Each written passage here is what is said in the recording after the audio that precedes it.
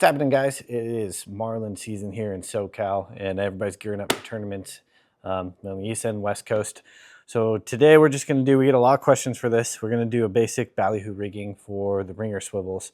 We get a ton of guys asking, and then we get a ton of guys asking, do I need to buy the pre-twist ones because I don't need 250 of them? The answer is no, you could do it yourself. You've got a couple of tools you'll need for the job here, aside from some unrigged medium select ballyhoo or some horse ballyhoo, depending on what your take on what bait you want. We got one finished product right here, and then all the tools you'll need over on the right. So if you come a little closer here, we'll show you what you need. We got a couple different versions of the ringer swivel that are available to you.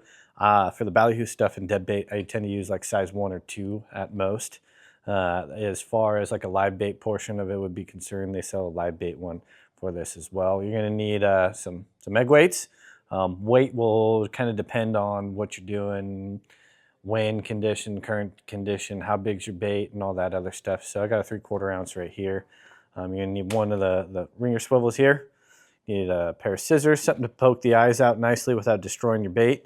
And then you're going to need a pair of pliers to do kind of a little haywire twist to your swivel here.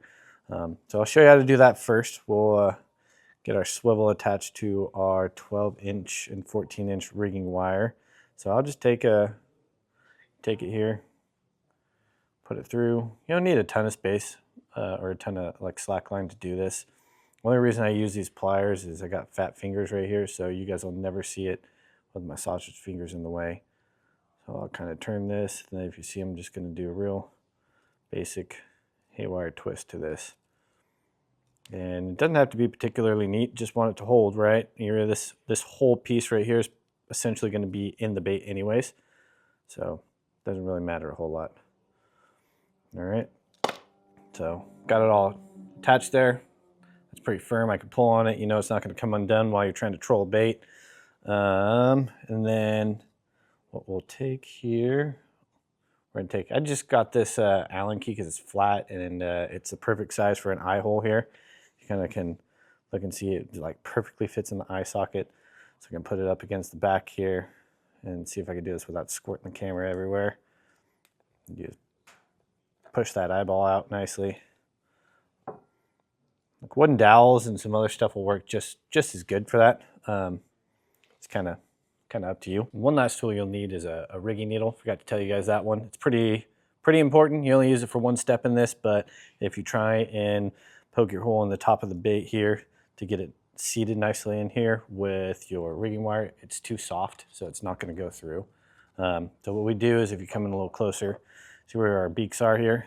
We're going to want to rig this so that this bait, if you can see on this one, is kind of facing forward a little bit. So when you troll, heads down, and it's swimming like as natural as you can get it for a dead bait. So what I'll do here is I'm going to go right between the nose there, make a little hole going straight down into it, try and get as even as possible there. I'll go all the way through and down, just like that. I'll find my hole I just made, go all the way through. Pull your rigging wire all the way through as well. And like I said, this whole thing is going to seat into here. See how that swivel gets straight up after you do that? Pull a little bit tighter. Get it in there nicely. Then we'll take our egg sinker here. And we're going to try, and the best as you can, you want to seat this egg sinker up inside between where the gills are here. Like right up in here, so you get it in there as best you can. And then I kind of like will push it in a little more as well. So then you go up above the gills and back down behind these gills here. Can't see how that's going there. You're in between both the gills. Then I'll go around on this side. I'm gonna go back through the eye hole after doing that, and that'll close the gills back up and seat that weight down a little better. So, and I'll do this about 2 times usually.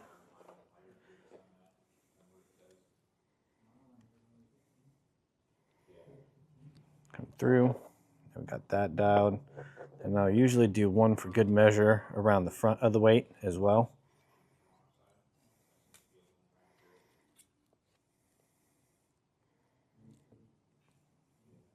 come back in through the empty eye socket. Now, a couple guys do a couple different things on here, and you can see on this one I went behind the swivel, right? That just sometimes helps pull it forward, give you a little bit better positioning on the swivel. You don't have to do that. That's not like an absolute necessity, but you can go, I do this, I go around, and then I come back around like that. Makes like a little bit of an X, right? And then you have all this excess here that you have, and I use that basically to tighten it down as much as you can. Then I use that to close the mouth the rest of the way. So you just keep wrapping, keep wrapping.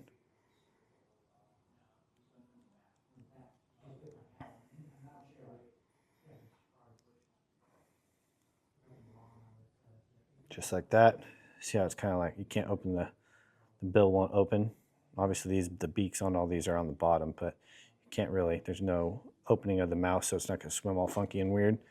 And then I'll take my scissors after that, get as close as I can here, cut the bill off, and you have yourself a trolling bait. The only other thing I didn't do, because we're kind of indoors here, is you want to make sure you squeeze the belly and all the poop out of these guys before you start trolling with them. And then you'll kind of like soften the back up. So like this one, see how it's still a little stiff, it'll only bend to here. I've already done that on this one, and you can bend this completely in half. So this is gonna swim real natural and nice. And all you do to do that too, is you're literally, you'll kind of feel in your fingers as you squeeze it, you'll feel it kind of cave on the muscle structure and pop the backbones apart. You can kind of, if you get real close, you might be able to hear it. Real soft sound. But it went from like not being able to bend that much to more just by doing that. A lot of guys will also like, I'll trim the fins off of that too on the front side. But that's your basic rigged ballyhoo. It's got a little bit heavier lead on this one. This one's a 1/2 ounce. It's a little lighter. But just kind of really depends on, again, conditions and how big your bait is and everything like that. If you guys got any questions, or you want to come in here and learn a little bit more on either how to run these and integrate some ballyhoo in with your teasers or an islander or something like that, we'd be happy to show you. Just come into the shop in Anaheim or Newport anytime. We're always happy to help you guys out.